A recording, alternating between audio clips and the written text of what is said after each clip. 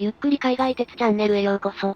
このチャンネルではアジアを中心に世界の鉄道を紹介しているよ。今回は韓国の伝統ある花形列車、セマウル号に乗車するぜ。セマウル号といえば KTX が登場する以前に活躍していた韓国を代表する特急列車だよね。今もまだ走っているのかな？役割を変えつつ、現在もまだ走っているぜ。セマウル号は艦船の最速達種別として1974年に登場した。1986年にはステンレス客車が登場し、流線形のプッシュプル機動車 DHC での運行が始まった。丸みを帯びたステンレスの客車は高品質の車内設備を備え、ソウル、プサン間を4時間10分で結んでいたぜ。セマウル号といえばこの車両だよね。高速列車、KTX が改良してからはステンレス客車のセマウル号の運行範囲は縮小した。さらに、在来線の速達列車は電車の ITX セマウルに置き換えられていき、ステンレス客車のセマウル号は観光列車や政府専用列車の一部を除きすでに引退している。無群派号に格下げされた車両は最近まで中安線で走っていたのだが現在は引退したとみられる。詳しくは過去動画を見てほしいぜ。ステンレス客車のセマウル号は KTX や ITX セマウルに置き換わる形で引退していったんだね。ところで、韓国の鉄道には非電化の路線も多いけど、電車で置き換えられない非電化区間のセマウル号はどうなったのかな？セマウル号が走っていた代表的な非電化路線が、ソウルの南の沿岸沿いを走行するチャンハン線だ。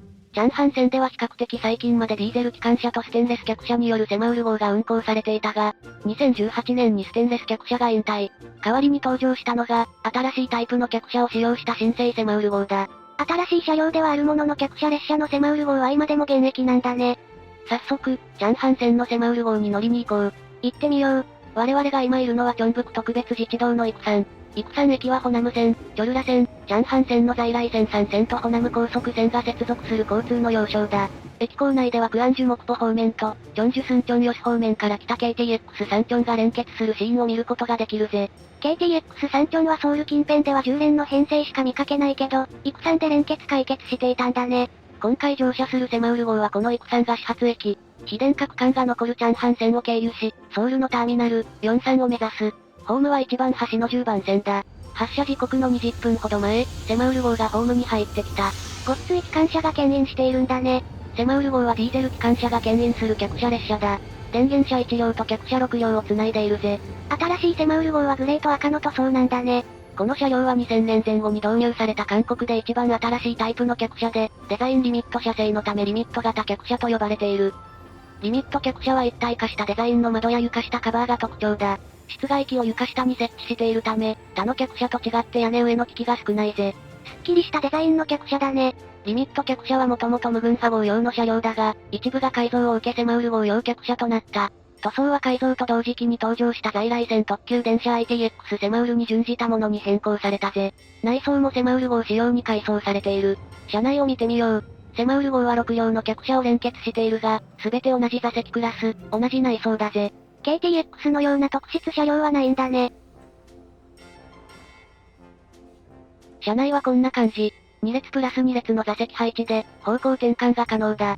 シートピッチや座席のクオリティは改造前の無群派仕様と同じだが、座席のモケットは ITX セマウルと同じ柄に変更されているぜ。内外装ともに ITX セマウルに準じたものになっているんだね。座席はふかふかでかなり深くまでリクライニングする。コンセントは各座席の壁にあるぜ。コンセントが使えるのはありがたいね。リミット客車は空調の吹き出し口が特徴的で、天井の真ん中ではなく壁沿いに設置されているぜ。バスの部品っぽい雰囲気があるね。牽引する機関車は7400型ディーゼル機関車だ。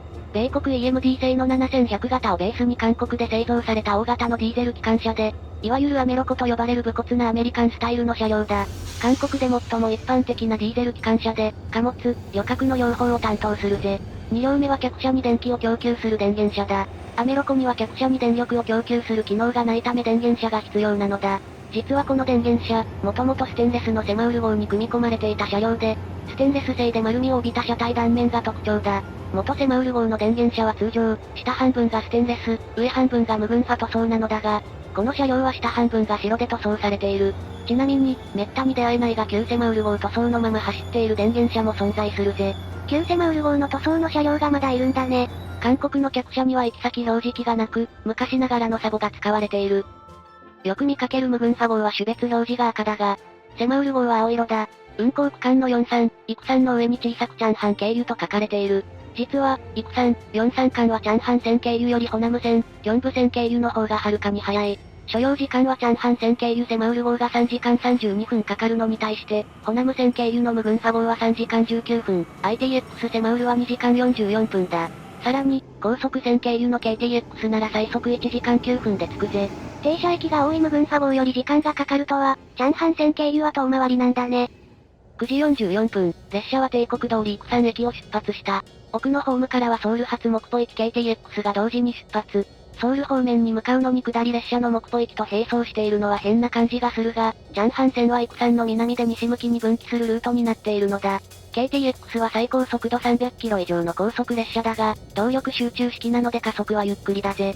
KTX 車両の独特な連接台車をじっくり見ることができるね。育山を出てすぐ、ホナム線からチャンハン線が分岐。列車は本線から離れ非電化区間に入っていく。チャンハン線に入り、車窓には農村の風景が広がる。育山発43駅セマウル号線206列車の途中停車駅は14駅。チャンハン線では24駅中12駅に停車する。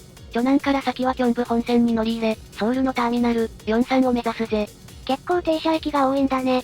韓国の客車は貫通扉に窓があるので最後尾の展望を楽しむことができる。チャンハン線は非電化路線だったが、電化工事が進められており、この辺りの区間はすでに工事が完了しているぜ。チャンハン線一つ目の駅、テアを通過。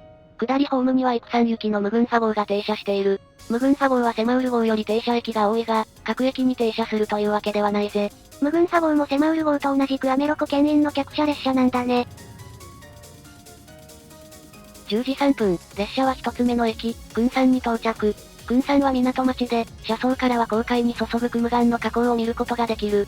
チャンハン線は大きな地図で見ると海沿いを走っていそうに見えるが、実際は内陸を走行しており、海が見える区間はほとんどないぜ。クムガンを渡り、路線名の由来のチャンハンに到着。黄色い駅舎が特徴的だ。チャンハン駅付近では電化工事が進行中で、河川中は完成しているぜ。あとは河川を張るだけという段階だね。チャンハンを出ると列車は山間部に入っていく。コレイルの路線は通常左側通行だが、電化工事の影響か、チャンハン駅を出てからしばらく右側を走行している。山の中の貯水池に架かる橋があり、湖面を走行しているような幻想的な光景を見ることができるぜ。チャンハン線は山間部を走る路線だけど複線で線形も良いね。そうだな。トンネルで山地を直線的に貫いている。速度も速く、駅間が長い区間では130キロ以上出しているぜ。まだ電化工事が始まっていない区間もあるんだね。韓国には現役の機動車が存在しないので、非電化区間がある限りチャンハン線のセマウル号やムグンファ号の運行は続くと思われるが、近い将来に電化が完了すれば ITX マウムなどに置き換えられていくと思うぜ。11時13分、列車は本村駅に到着した。この駅から先の区間は電化改良済みで ITX マウムなどの電車も運行されている。フルスクリーンドア付きのホームもあるところを見ると、将来的に通勤電車の乗り入れも予定されているようだ。本村からは2024年に開業したばかりのソヘ線延伸区間が分岐している。この路線では本村、ソファ村間の ITX マウムが1日5往復運行されているぜ。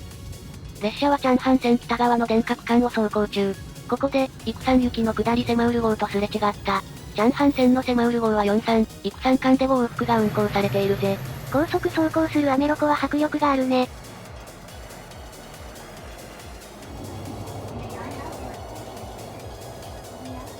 車窓から見える高層マンションが増え、首都圏に近づいていることを実感する。新チャン駅より先は1号線の通勤電車も乗り入れる電鉄区間だぜ。キョンブ高速線との乗り換え駅、アサンに到着。KTX 巨南アサン駅の巨大な駅舎が見える。巨南でキョンブ本線に合流。韓国の大動脈、キョンブ本線は複々線で、内側が列車線、外側が電車線だ。都市間列車と通勤電車が並走しているぜ。在来線を走行する KTX もあるんだね。クムジョンでは4号線列車とも並走。線形が良い区間では140キロほどで1号線の電車を追い抜いていく。複々線で電車を次々に追い抜いていくのは気持ちいいね。地下から出てきたキョンブ高速線と合流。韓国の高速専用線はソウルの手前までしかなく、都心部では全ての KTX が在来線に乗り入れるぜ。